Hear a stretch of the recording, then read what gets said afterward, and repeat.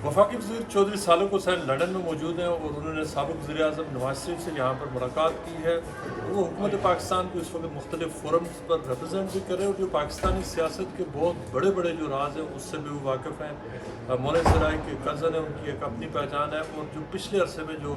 हुकूमत की तब्दीली हुई उसमें चौधरी सालक हुसैन ने बहुत अहम किरदार अदा किया और फिर उनकी मुख्तलिफ़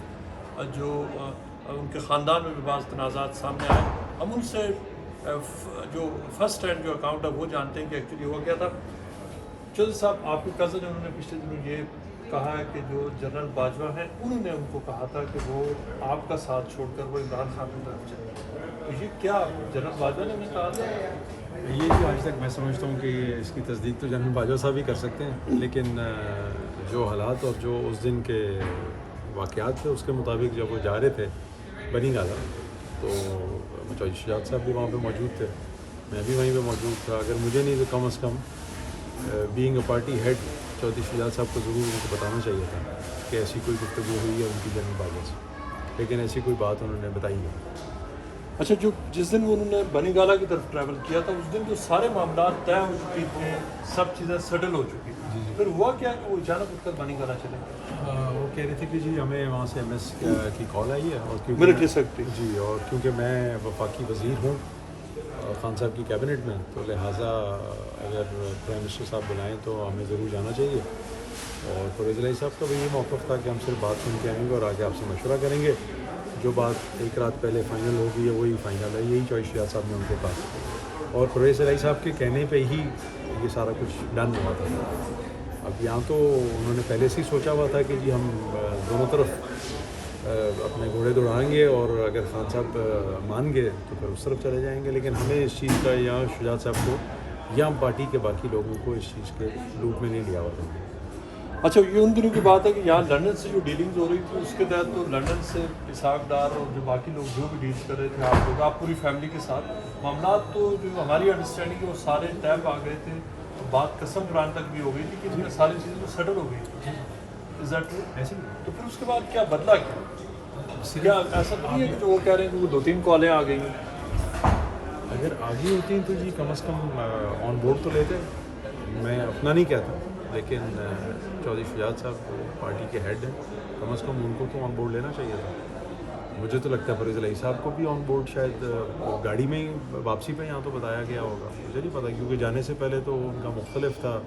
आधे घंटे के अंदर जब वापस आ रहे थे तो घर आने से पहले तक फैसला हो चुका था। तो न जाने ऐसा क्या हुआ, यहाँ तो कोई किसी एक फ़र्द को कोई ज़ाती उसमें कोई बेनिफिट नज़र आ रहा था, जिसकी वजह से सबको जो है वो उन्होंने बिल्कुल एज पे ले जाके पहाड़ी के तो धक्का मार दिया। इसमें मेन चीज़ ये थी कमिटमेंट की बात। देखिए इसमें सिर्फ दो जमातें पीपल्स पार्टी या PMLN नहीं थी, मुझे अभी भी याद है हमारे घर के ऊपर MKM वाले भी आए, बाप वाले भी आए, दीगर जो आज़ाद असलम बुधानी साहब थे वो भी मौजूद थे। उन सब से आप पूछें वो सब हैरान है, क्योंकि उन सबको ये बार बार कहा जाता था कि आप PMLN के ऊपर प्रेशर डालें कि वो परवेज़ इलाही साहब को नॉमिनेट करें। मौलाना फजल रहमान साहब हैं, सब ने ये एक यकजा कोशिश की कि PDM के कैंडिडेट परवेज़ इलाही साहब हों, और जब उसमें कामयाबी मिल गई तो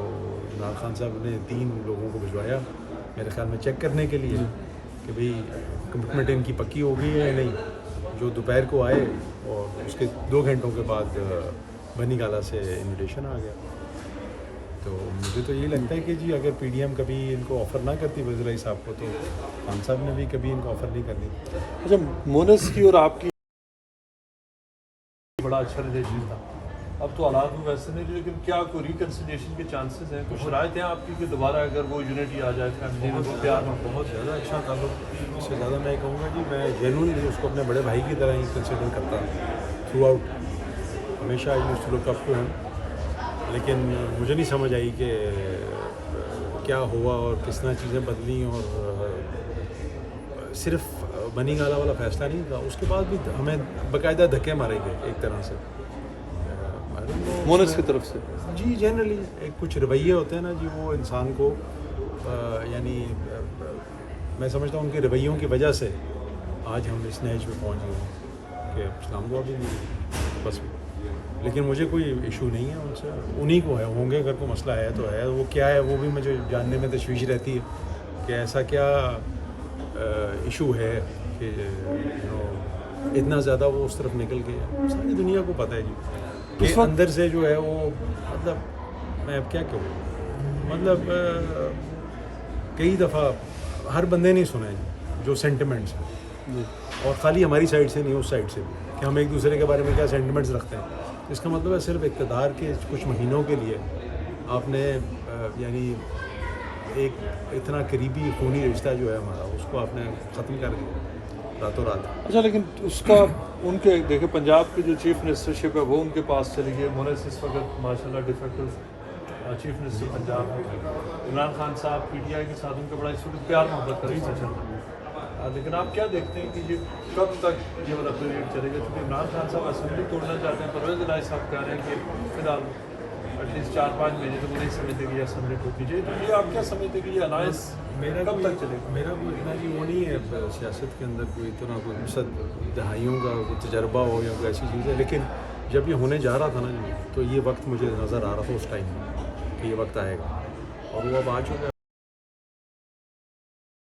لگتا تو ایسے ہی ہے جی بیانات سے کہ بڑے وہ کنفیوز اور مکس قسم کے بیانات آ رہے ہیں دونوں سائڈ سے. اچھا, یہ کیسے ہے کہ عمران خان صاحب نے وہ اس وقت فل بمبارڈمنٹ ہے وہ انہوں نے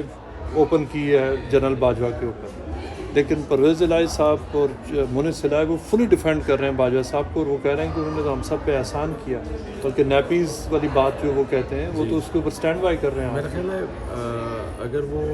ڈیفینڈ نہ کرتے تو زیادہ بہتر تھا. وہ ڈیفینڈ کر کے باجوہ صاحب کو اور اپنے آپ کو اور میں سمجھتا ہوں ایک بڑی کنفیوز قسم کی پوزیشن میں ڈال رہے ہیں, کیونکہ اس ٹائم پہ پی ٹی آئی کا بیانیہ اور چل رہا ہے. یہ ہو سکتا ہے یہ اس لیے کرنا چاہ رہے ہوں کہ باجوہ صاحب کے اوپر جو پی ٹی آئی نے ایک یلغار کی ہوئی ہے اس میں تھوڑی کمی آئی, لیکن میرا خیال ہے ان کو سوچنا چاہیے کہ جی اگر ایک جماعت کا جو ہیڈ ہے وہ اس کو اس طرح نہیں کرنا چاہیے, کیونکہ باجوہ صاحب نے جینوئنلی, ہم نے تو دیکھا ہے جی 3 سال پی ٹی آئی کے ساتھ چل کے کہ آؤٹ آف دا وے جا کے سپورٹ کی ہے P T I, out of the way جا کے کسی بھی گورنمنٹ کو اتنی سپورٹ نہیں ملی جی جتنی پی ٹی آئی کو ملی. تو اس کے بعد ایسے کرنا نہیں چاہیے کہ اس طرح کے بیانات جو ہیں وہ ملک کو اور اداروں کو اور کمزور کریں گے.